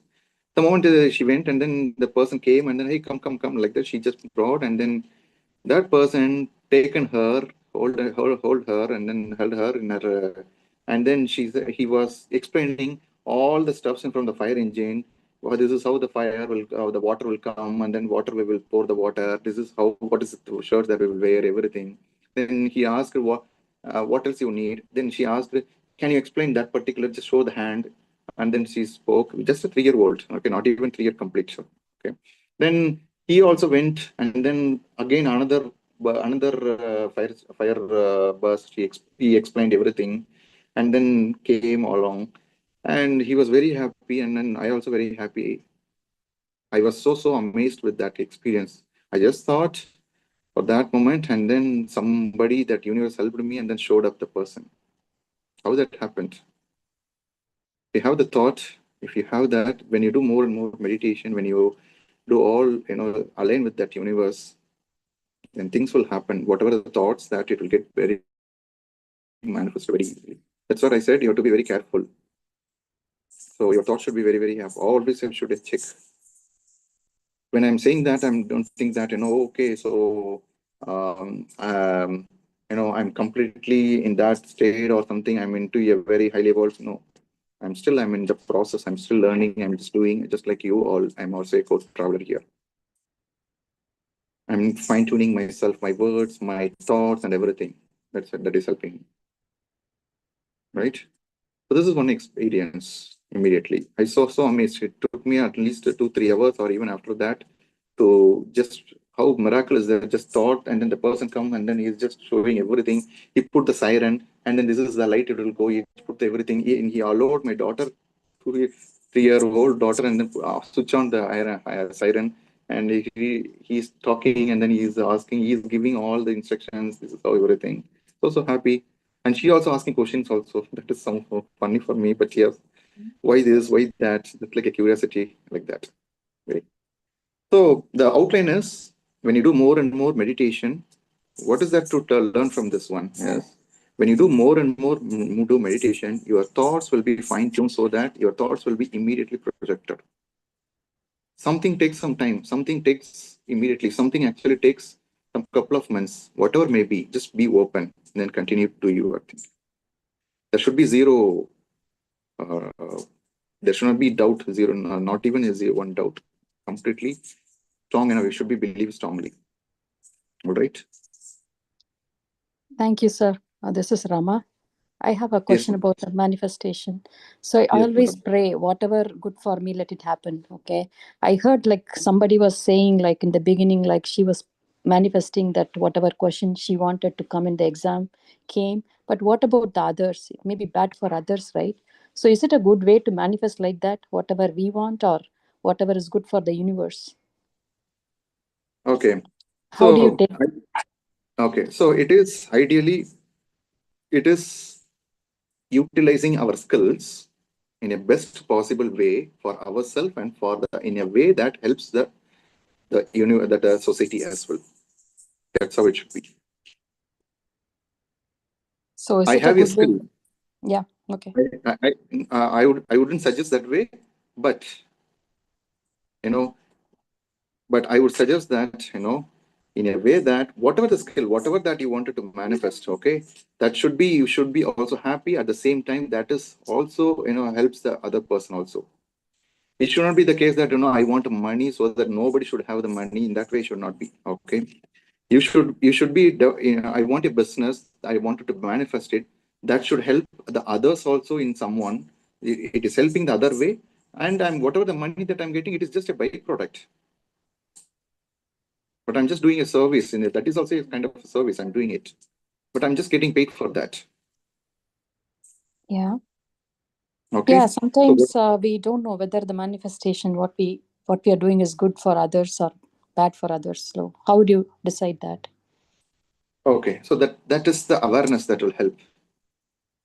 Is that manifestation is, slowly we will move it, madam, over the time. My goals initially were like buying 2-3 flats, and my goals were like that earlier. Because then then my awareness came that all those I'm creating out of my, what is that, poor mindset. Okay. Physically, I'm just thinking all these things, but mentally, I'm thinking that I'm not good enough, which is when not good enough, lack mindset.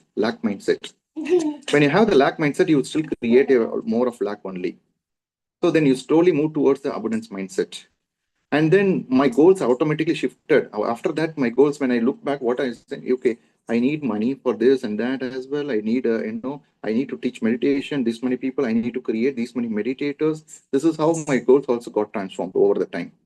I thought that, okay, for me, teaching is really good for me because I felt really happy. At the same time, I have a good skills on that. Okay, let me also do that. And let me do this one at the same time. That will help. That helps me as well. Internally, I feel happy. At the same time, it benefits the others also. So that will come over the time. Over the time, it will come when you're. That's where when you do more and more meditation, the things will start shifting. Your goals will change. Your thought process will change. Then you will think, okay, let me actually just scratch this one and then erase this particular thing. You will have the courage to change the goal. Many times I will not have the courage to the goal, to change the goal. We'll just hold on to it because we felt that, somebody told or somebody this one, and we will be holding on to the goal. We'll have the courage to change the goal. So what it is required, how it is, see, end of the day, we feel, after that, we'll move towards our heart.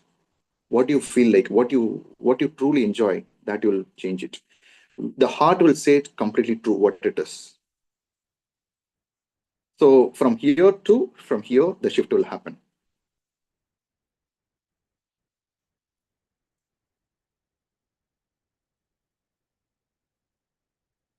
Yes, madam.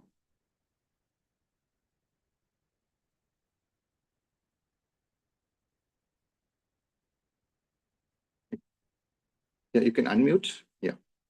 Yeah, thank you very much for your reply. Yeah, I think with more meditation, you'll get a clarity of what you want to manifest also. Yeah, I got it. Yes. Thank you. Mhm. Thank you very much. Okay. Thank you, madam. And Navya Shriji mentioned, sir, is it like this, that if you manifest negative things, universe will not help them to come into reality? So negative things, whatever the manifestation, you have to face the consequences. That we should know it. You should know it, okay? What is the consequences? You should understand what is the consequences.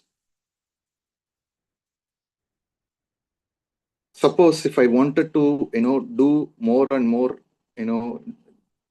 you have two kind of goals or something like that. Like I wanted to get into more meditation and then do that side, but other side is you wanted to establish some business. You wanted to focus something on that perspective as well. So you are giving attention to that, establishing the business only towards that. Then what happens? Maybe the other goal will get delayed. That will get manifested. If that gets manifested, then this one actually takes some time, or 3 months or 6 months or 1 year, whatever it may be, or it may be this whole lifetime also. It may happen. But doesn't mean it is incorrect? No. Because you wanted this way. You learn from this experience, oh, this is what it is. For example, you are looking wanted to eat some food in your restaurant, and you are eating, you are actually looking out, every time you are crossing, you wanted to, okay, when I will go and eat this food in this restaurant, you are thinking for a long time. And then once you eat that food in the restaurant, then, okay, that's fine. This is done. Then you will focus on something else. Then your mind will not go, move towards that. The same way you can relate here. When you have 2-3 experiences, when you focus more towards one experience and gets manifested, that will, whatever the time that it has taken, something that, and because of that, it gets delayed. You have to, and that will be one of the consequences. Because it takes some time, then you will come, it will take another 1 year or 2 years, then you come back and then start your sadhana and everything. Right?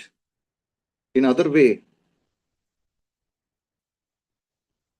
but whatever it is happening in your life, whatever may be, everything it is happening for your good. Because end of the day that we have actually aspired that, whether consciously or unconsciously. And there is always a law of constant progression. There is always a constant of law of constant progression. There is never it is, oh, I did a wrong thing. 5 years I wasted. No matter, I could have done this one. 5 years I wasted it. You would have thought like that in the past. Now, because of more and more meditation, you know what is the right goal. That kind of a thought process will not be there. But from the spiritual perspective, whatever that 5 years you actually did it, that is actually for the goodness because you learned something. Maybe you chosen that way, you've taken the decision, fine, and then you landed there, and then that's what you actually came. That 5 years, that's okay, you actually learned something. But now, with the meditation, you know that what is required, what is not required. Then you take a very, very right decision, what it is truly which is good for you. So, in your way,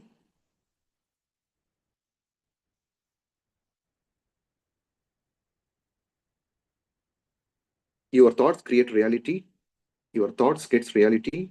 Of course, if you negatively think, that is also gets manifested. Based on my personal experience. Even hello, sir. Yes.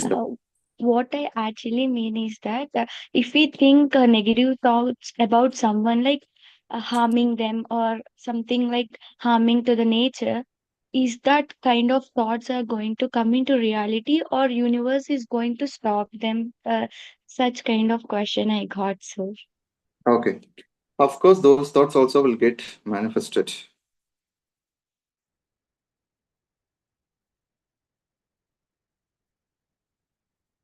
Those thoughts also get manifested.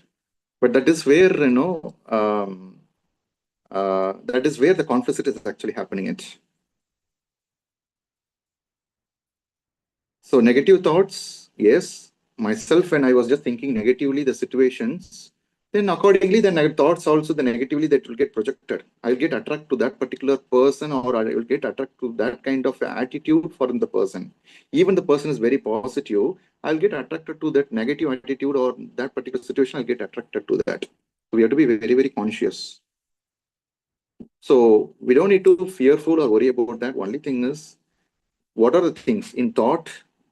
When you do more and more meditation, that will help you. If you think something negatively, that awareness will come. Okay, I am thinking negatively. Then let's not think about that. That's number one.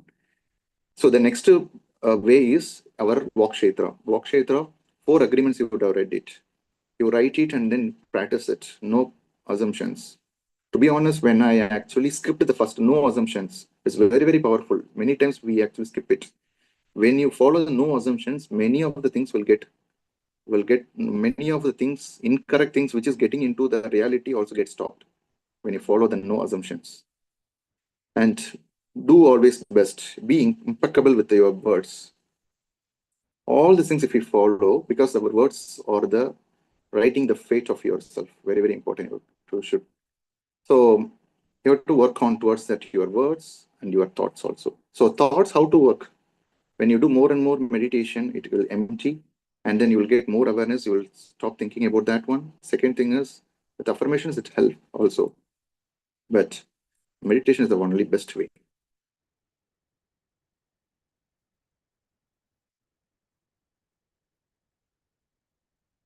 So you don't need to worry about if you thought like that earlier. I thought now all this thing negative, what if it will get, that's okay, forget all the things. But after that, how much ever you put the positive thought, then that gets,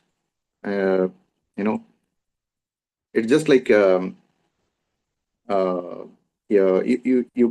have a small glass of red color. Okay, you actually take that red color into the red color full of the glass full of red color. Okay, the red color water. You take that glass into your tap and then open it. Keep on open for some time. The red color will come out. Red color will come out. Red color will come out. After some time, water will come. So whatever the white water, the pure water that is coming out of the tap water, that will be filled with that, right? And then it will, whatever coming out of the glass also will be the pure water. That's what it will, the meditation. So meditation will clean up all the negative things. It will come out. It will come out. Whatever okay, I'm doing meditation, but still some things are happening. Okay, this is because of all our past things. But that is the effect. But when you do the more and more and more in meditation, until the water from our side, inner self, comes pure white.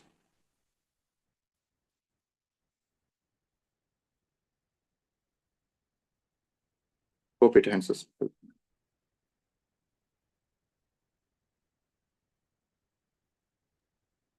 Yes, sir, I got the question is because previously one person questioned, right?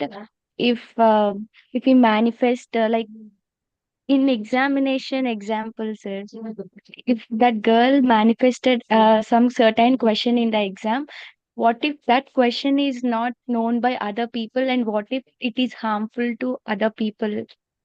So because of that, I got this question.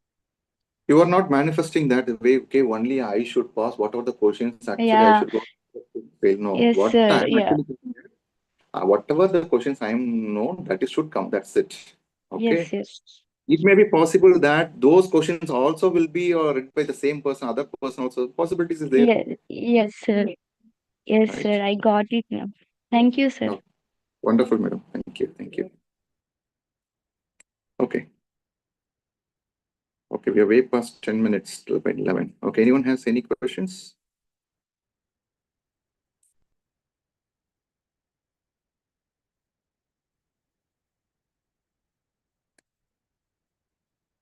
Anyone has any questions? If not, then this week is full of manifestation, so you can understand, you can talk about, we can talk about. So understand fully and then ask whatever the doubts to get clear about what is manifestation. Okay. If no other questions, we'll take a leave and keep doing meditation and share that your experiences, share it in your group as a reply. Just put your reply and then into the whatever the existing message, and then share your experience or one-on-one to all the facilitators, your facilitator. All right. Thanks everyone, and we'll connect back tomorrow.